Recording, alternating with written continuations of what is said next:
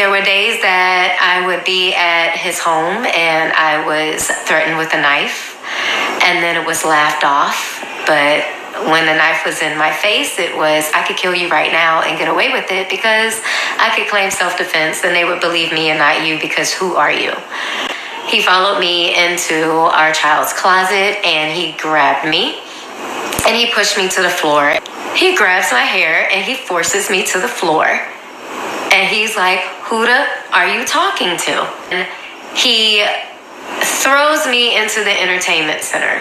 When he threw me into the entertainment center, it broke the door. So I was flung into the one on the right, and he then forced me to give him fellatio. Wow. That is so sad to hear. There's more to come, but I just wanted to jump in at the beginning and give my intro. I'm absolutely praying for her healing. What's up, my Vina loves? It's Miss Vina D coming to you all from Vina Team and News. That was Royce Reed exposing the father of her child, former NBA player Dwight Howard. Most of you are aware that for years she's been exposing. And we got to hear some of her stories when she was on Basketball Wives. And it looks like she's able to provide details now because it's just a possibility that the NDA, the time frame expired. So now she can talk freely. Just put their names together in Google and all of the previous interviews and things will pop up. When all of this started recently, you had comments like, he's been doing her wrong for years. Isn't the child an adult? They've been arguing for years, and this person responded, not yet. And as I previously stated, I'm going to be quiet real quick and let you all listen to what she had to say. I just have to provide context and then get into the rest of the video. You have comments like, for years, I wouldn't even address the fool or expect anything from him. And then you have people providing insight and the reason why she's speaking again. Gaslighting at its best. He was just under her comments last week trying to troll her. That's what started all of this. That's the part people don't see. Go ahead and read the rest of the comments because I want to rush through the other things I have to say to get to her videos. Now, the for years part in those comments happened because people assume, oh, now that he's engaged to somebody else, he just announced his engagement a few days ago and he looks happy, she's jealous and trying to come out and say all of these things. So people were just reminding those people that no, that's not true. She doesn't want that man. They've been going at it for years. So that's why those comments came up. So not only was he allegedly in her comments trolling her a week ago, somebody also wrote, I guarantee you he caused hell in private to get that response out of her, and now he's playing innocent in public. The next person responded, I believe you.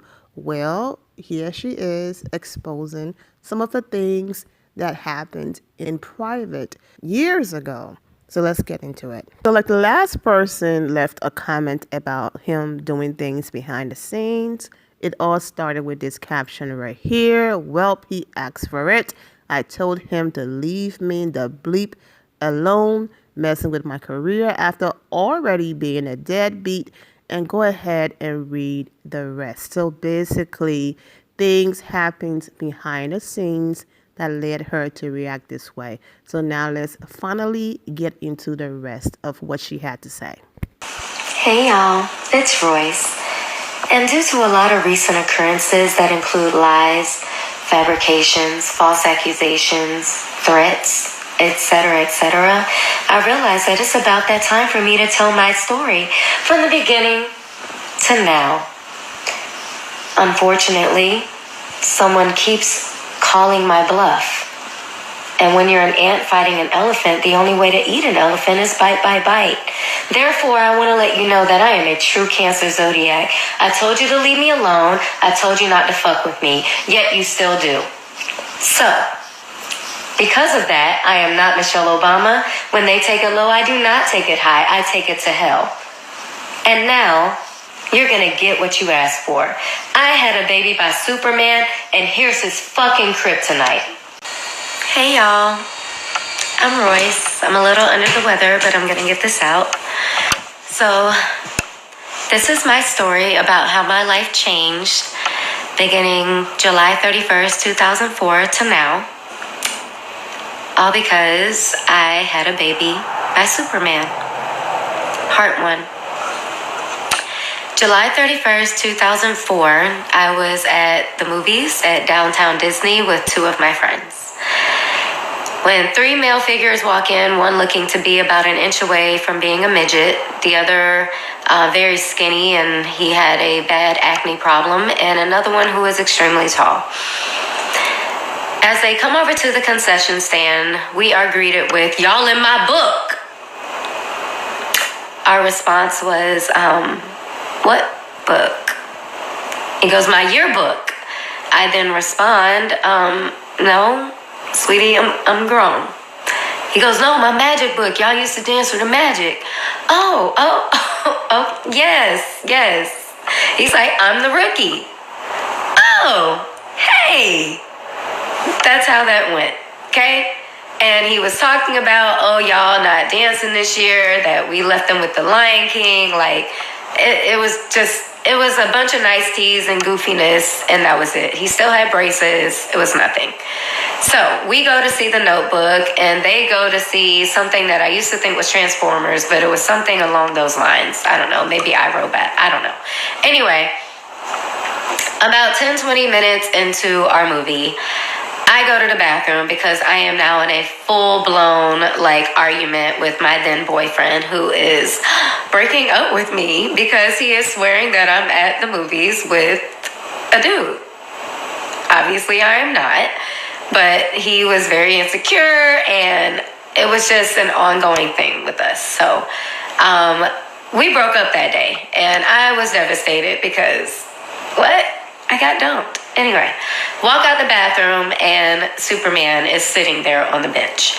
And he goes, "No one should ever make you cry like that." Okay, thank you. And he's like, "Nah, you know what I'm saying? I'm young, but no man should ever make you feel like that." He had braces. So I'm like, again, thank you. And I go on about my business, and I go back to the movie. And I'm in the movie doing all of this, of course, on my little aim, my little sidekick. But by the end of the movie, I'm just kind of over it. So we're walking out the theater, and they're leaning on the car like they're in Boys in the Hood. So we're walking across the street, and his cousin comes up to me, which is the one with the acne problem, and he goes, "Hey, my cousin trying to holler at you." And I was like, "Well, why is your cousin not over here?" So he calls him over, and yes, we exchanged numbers. And yes, it probably was because, not even probably, it was because I was trying to make my now ex jealous. It is what it is. I was 24, whatever. So his first text to me was, "Hey, this is real name, the tall guy. So if you've ever seen me put TG on something or heard about that nickname, that's where that came from." So anyway, fast forward, 2 months go by, and I have not gone out with him. I haven't really said too much to him outside of AIM and, T-mail. So I was just being an asshole. Well, realizing that my relationship is now over for real, my dad is like, "Well, why not just go and hang out?" He's like, "You don't have to do anything." He's like, "But just hang out. Have some male companionship." Not like that, but just someone to hang out with and have fun that enjoys doing goofy shit like me, right? So we decide that we're going to go to the movies at Festival Bay, which is now changed names probably 20 times. But we go to those movies, and I'll never forget this day because this is when I felt the shift. But it was a man and his son. And the son ran up to me and was like, "Oh my God, you're a magic dancer." And I'm like, "Yeah, I am." That never happens, y'all. People don't know the magic dancers here. No, for real. People don't know the magic dancers at all.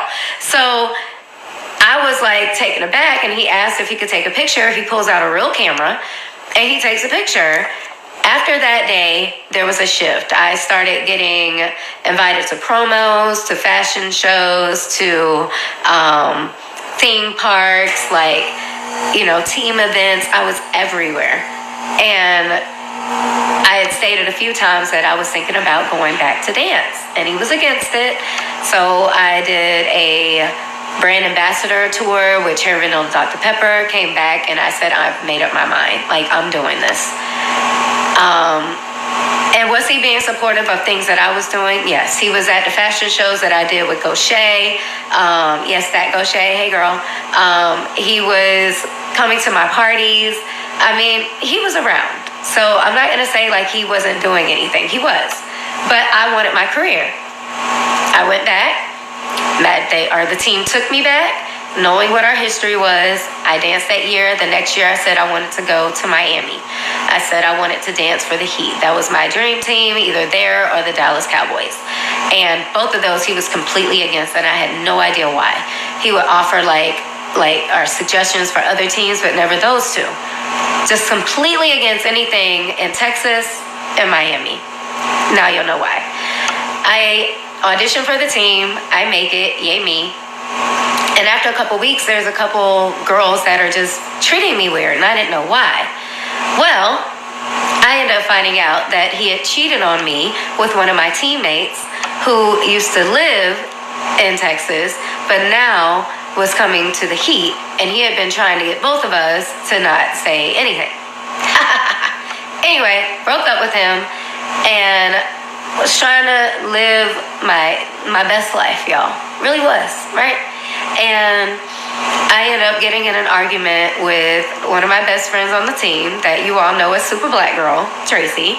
Got in an argument with her, so I was suspended for 2 weeks. So I went to Mexico with my DJ friend, and we had time of our life, whatever. Came back, and my phone is blowing up, my little sidekick, and it's him. And I'm asking for advice from my DJ friend, and he's like, hey, just go and talk to him. Just see what he got to say. You know, just hear him out. Like, maybe he really is sorry. Okay. I go to the hotel, and at first he wasn't in there because he was at, like, team meetings. But then he comes in, and we're in there, and we're talking, and he's pleading his case and asking for forgiveness, talking about how much he loves me and that he'll never do it again, that I'm the one for him, I'm perfect this, perfect that, all these things, y'all. And I said I would think about it. I said, you know, I'll talk to you later. So I walked to the room, or I walked to the door, and he pulls me back with my arm, and he's like, well, can I at least have a hug? Sure. That hug turned into kissing and touching and our child being conceived. I did not know I was pregnant until about a little over a month later when I was in practice, and one of the dancers who, funny story, ended up marrying the head coach of, that's not important, sorry. So after practice, I go to Walgreens and I buy a pregnancy test, and I take it home, take the test, call my brothers and girlfriend, wait for the results, and when I see them, I start bawling. I literally lost it. I saw my entire career just disappear, and I was devastated. I called my mom in the same state of mind. She's losing it. She's freaking out until I finally tell her, like, I'm pregnant. She goes, oh, I thought you killed somebody. That's how hard I was crying. She asked me if I had told him, and I said, I've been texting him. I've been texting his cousin. I've been texting his best friend, and nobody was responding. And I said, Mom, I cannot be a mother. And I said, please help me. Like, I cannot be a mom. I'm not ready to be a mother. And she was like, well, you're going to have to tell your dad. So for 2 days, I waited for a response, and when I finally got one, the response was, I was asleep. I responded, for 2 days, you just played a game in Milwaukee last night. And then he responded, I thought you were on birth control. Hey y'all, it's Royce. And this is my story about how my life changed beginning July 31st, 2004 to now, all because I had a baby by Superman, part 2. We left off with, I thought you were on birth control. I like for it to be noted that I had not been on birth control our entire relationship. He was very aware, and also as to why he was not against it. Also, I'd like for it to be noted that there was a week went on and there was a little bit of communication, and the communication was regarding terminating the pregnancy. I was told that he would help me. I just needed to get to Orlando and we would do it there. I said, okay, not a problem. But just know it has to be a quick turnaround because I have to get back to work and I can't let my parents know. Please understand, I had no idea how abortions worked at all. So I'm thinking that I could just get up and turn around. Anyway, communication ceased again. Now I'm having to talk to my parents. I talked to my mom again. She was adamant about me telling my dad. So I told my dad, and my dad was like, huh? And I'm like, huh, what? He goes, all right. And I said, well, I don't want you to worry because I'm not going to keep the baby. I'm going to terminate pregnancy, and then I'm going to finish the season out. I'm going to go to Vegas. I'm going to fulfill this contract that I got with Treasure Island. Like, I had all these plans, and I was going to pursue my career. And he was like, no. He was like, you're going to have to put that on hold. And I was like, what are you talking about? He was like, you were woman enough to lay down. You're going to be woman enough to keep this baby. Now, back then, it wasn't a decision that was just easily made where you could just go to a clinic, okay? It was also extremely expensive, especially for someone who was dancing on basketball courts in booty shorts and a half top. So my mom did not give me the money, and I was now stuck. And I was asking friends. I was trying to just figure out anything I could do. It even got to the point where I was drinking magnesium citrate, or I was trying to use a hanger. It was bad. It was bad. But when I went to the doctor and I heard the heartbeat, that is when things were put into a bigger perspective for me. I don't know what it is, but when you hear that heartbeat, it changes you. And I knew then that I was going to be a mom. And so now it's time to tell Superman that he is having a baby. And as you can imagine, that message was not received well. And I was met with a bunch of, oh, you're tarnishing my image, you're ruining my career. I'm a Christian, what I look like having a baby, and I'm trying to put the cross on the NBA logo. How could you do this to me? You're a gold digger. Oh yeah, I was hit with everything, y'all. Like I didn't have a career. But because none of those changed my mind, he then hits me with, and I have a girlfriend. Okay. I've always had a girlfriend. Oh, wow. Okay. So now I'm realizing, y'all, that not only is this person a completely different person than I thought he was, but I've realized that he is a master manipulator, and he will do any and everything to get exactly what he wants. I didn't fall for it, and because I didn't fall for it, I was then met with hell on earth. When I was about 4 or 5 months pregnant, I was asked to attend a meeting at a restaurant right around the corner from my townhome. I agreed to it, and when I got there, one of the first things said to me was, "You don't look pregnant." I said, "Thank you." And they said, "No, because you have your belly ring in still." Mind you, I had already had this conversation before about wearing a belly ring while I was pregnant. I just liked it. But then they said that it just looks like you're poking your stomach out. Why am I here? Like, what the fuck y'all got going on? What do you want? Right? We sit down, and in this meeting is his manager, his cousin, himself. I am then offered money. I'm asking what the money is for. I'm thinking that maybe it's to help me with my pregnancy. No. I was asked to move away and say that this baby was not his. Twice. I declined. They got angry. I was then approached by the team office, and they wanted me to come in and have a sit-down conversation and do a prenatal paternity test. My doctor said absolutely not. Therefore, I said no. It was dangerous, and once the baby came, I was not opposed to doing so. For the next couple months, I got ready for a baby shower. I got ready with my baby registry. And every time I did anything, I was met with false accusations. I was threatened with the baby registry, I was told to take his name off of there, and I did. For the baby shower invitations, I was told to take the name off of there, so I did. But I still was getting threatened. I was still receiving anonymous messages on MySpace and Twitter, and I didn't know what to do. Around early November, I started having really bad complications with my pregnancy, and I was put on bed rest. I didn't listen, but I was put on bed rest. As hard as it was to sit still, it was something that I knew I needed to do because I could tell something was wrong. On November 16th, I had a doctor's appointment, and my doctor was like, you need to go to the hospital, and they need to put you on a monitor. Stop letting them tell you that you're dehydrated. I said, okay, cool.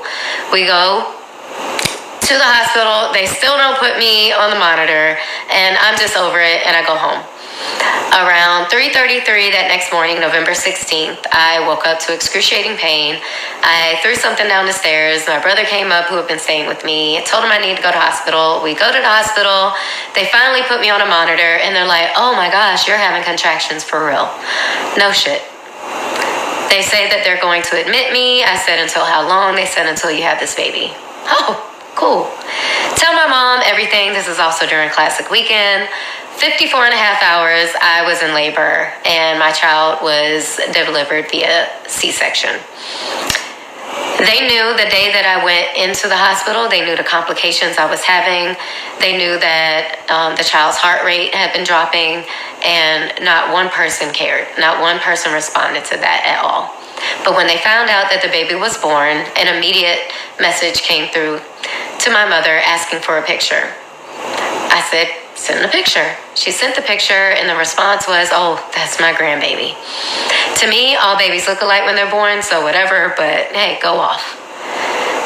I was thinking that maybe that was going to be a start to something better, but it was actually the gateway to hell. For the next 3 days, I stayed in the hospital, and not one time did I receive a visit from him or anyone in his family, but his girlfriend actually did stop by unannounced and uninvited with a bag of bibs talking about we needed to speak. I said, no, we don't. Asked her to leave, and she left. It was cool. Well, a few days later, I was discharged from the hospital the day before Thanksgiving, actually. And on Thanksgiving, we go to my cousin's every single year, who stayed right around the corner from him. He kept saying that he was going to come by, that he was around the corner, that he was about to ring the doorbell. All these things, kept saying that he was coming by. Y'all, he never showed up. We then ended up taking a paternity test at a neutral location, even though the team had asked me to take it at their offices, and I said, hell no, because I don't trust them. We took it at a neutral location. The results came back on Christmas Eve. He acted like he was excited, wanted to see the baby the next day, Christmas. I said, cool. Christmas comes. He's like, who all over there? And he wanted to see him by himself. I said, absolutely not. I'm not telling my family to leave. They're my support system. So they stayed. He comes in. He's with his cousin. His cousin is taking all these pictures. I'm not taking pictures. His cousin's taking pictures. Next thing we know, a few days later, these pictures that his cousin has taken, one in particular where he's laying on the sofa and our child is on his shoulder, has now gone, like, I guess back then, viral. And everybody now knows that Superman has a baby. Hey y'all, it's Royce, and I'm back again to tell you about how my life changed beginning July 31st, 2004, and still now, all because I had a baby by Superman. Part 3. We are now in January of 2008, and I am at my cousin's house, the same cousin that stays around the corner from him. He calls and he says that he wants to come and have a talk with me. After talking it over with my dad, my mom, it was absolutely not, because the house is not going to be in your name, and it's something that he can take from you at any moment if he gets mad. So I declined it.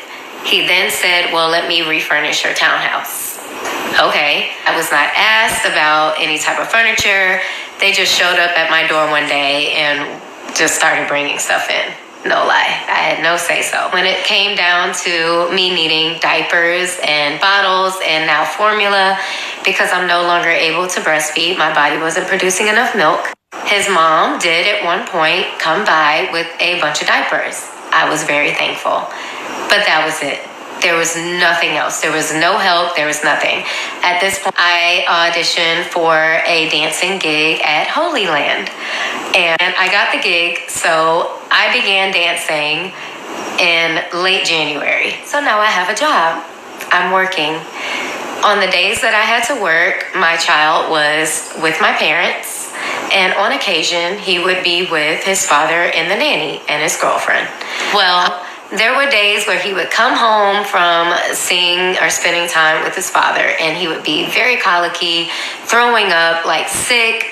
Fevers. Would have to take him to the doctor. It was a lot. That relationship he was in ended. I find out later on that the reason my child was returned super colicky, sick, throwing up, all these things, only to then be told it was because they were purposely giving him food that was opposite of what he was eating. I would pack a bag and I would have it listed of what he should be eating for lunch, for dinner, all these things. And he was intentionally given the opposite. So when he would be returned home, he was sick, colicky, throwing up, having to go to the hospital. When I confronted the situation, I was told that was a lie and that it was only done because they thought I was trying to micromanage, and they decided that they were just going to give him whatever they wanted to give him. Okay, I let it go, y'all. Now, again, we've had the birthday party. We've had our Christmas. Things seem to be going okay, right? We've now gone to mediation, and in mediation, we agreed to a child support number, and it was drastically, probably a third of what one of my attorneys was requesting. I said that I didn't want to seem like I was out for his money, so I was okay with the amount that was given. Totally fine. Moving forward, I start dating. Now all of a sudden I think we should make this work. This is your first kid. This is, my first kid. Let's make this work.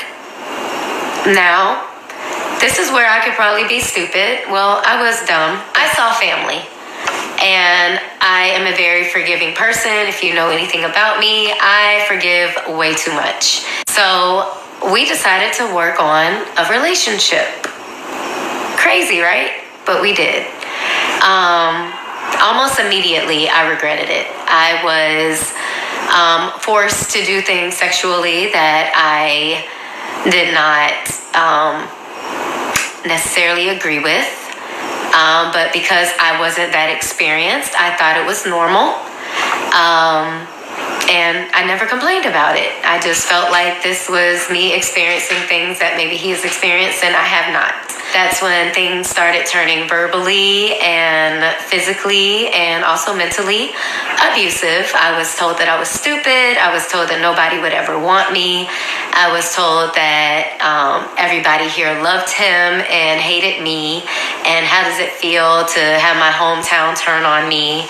I better not ever leave him. If I left him ever, he would make my life a living hell. And he did. There were days that I would be at his home and I was threatened with a knife, and then it was laughed off. But when the knife was in my face, it was, I could kill you right now and get away with it because I could claim self-defense and they would believe me and not you, because who are you? That happened. He came to my house one day to pick up our child, and because I did not have a bag packed or orange Trident gum or soda in my refrigerator, he followed me into our child's closet and he grabbed me and he pushed me to the floor and said, in the future, I better have his bag waiting. I then left. I go out into the family room and I'm telling his best friend, the one that's an inch away from being a little person. And I'm like, get your friend. He's going crazy. What's wrong with him? Well, he comes in there and he, in front of his best friend, as well as my goddaughter, my other goddaughter, he grabs my hair and he forces me to the floor. And he's like, "Who are you talking to?" Our child, who is not even 2 yet, is thinking he's playing. So he's grabbing at his leg with his baby voice, and he throws me into the entertainment center. When he threw me into the entertainment center, it broke the door. So I was flung into the one on the right, and our son, who was grabbing him and like thinking he was playing, he then flung him into the other door. I do not think that was intentional. I don't think he knew his own strength, but that's what he did, and it did break that door as well. Our son started crying. His best friend was like, "Man, what you doing? Like, you know, that's a female." And he's just not caring. That's when I realized, like, oh my God, I'm in a relationship that I swore I would never be in. Now, moving on, the day that I really wanted to leave was a day where I did not want to have relations with him. And he then forced me to give him fellatio. I know you're wondering, how does someone force you into doing that? When you are dealing with someone that is that big and you are that small and you're terrified of them and they have gotten away with so much and doing so many things, and you're still the one made out to be crazy and bitter, you're probably willing to do just about anything just to get through it. And that's where I was. After that, another nanny came into the picture. I knew this nanny was not okay. When she would drop our child off, he would sit in the doorway and he was hitting himself. Or he would be in the bathtub and he would be playing with himself in a really weird way that just didn't seem right. Of course, he was little, so he couldn't really vocalize things.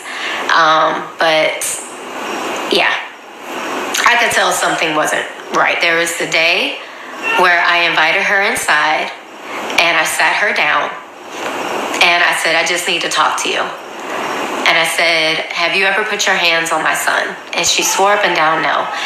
And I said, "Well, why is he sitting in the doorway hitting himself or playing with himself in the bathtub?" And she was like, "Oh my God, I don't know. Why would you even ask me something like that?" I said, "Because I want to know." She swore up and down that she had never put her hands on my son in an inappropriate way, or even as a disciplinarian. I said, "Okay." And I said, "But if I find out that you have ever put your hands on my son, we're going to have a problem." She asked me if that was a threat. I said, "No, it's not a threat. It's a promise." She then went back and told them that I threatened her. And I told them the same thing, that I didn't threaten her, that I made a promise. And that's when things started getting hidden from me about what was going on at that house with my child. But I found out anyway. This is also around the time that Basketball Wives was coming to fruition. And after part 3, she hopped on Instagram Live for a live part 4. I will post that next, and also to what Howard responds and his current fiance response. I will post all of that in part 4. Like I said previously, I'm praying for her healing. I'm praying for her son's healing. This is just a lot going on, and I will have more to say in part 4. I'm wishing all of you well, and take care. Thank you all for your love and support. If you're not subscribed to the channel, go ahead and subscribe to the channel. Go ahead and leave this video a thumbs up. Also, turn on notifications so when I do post, you're aware that I posted. And I will see you all in the comment section. Remember to always have the God bless attitude, which is being positive at all times and seeing the good in every situation. Have a great day, guys. God bless.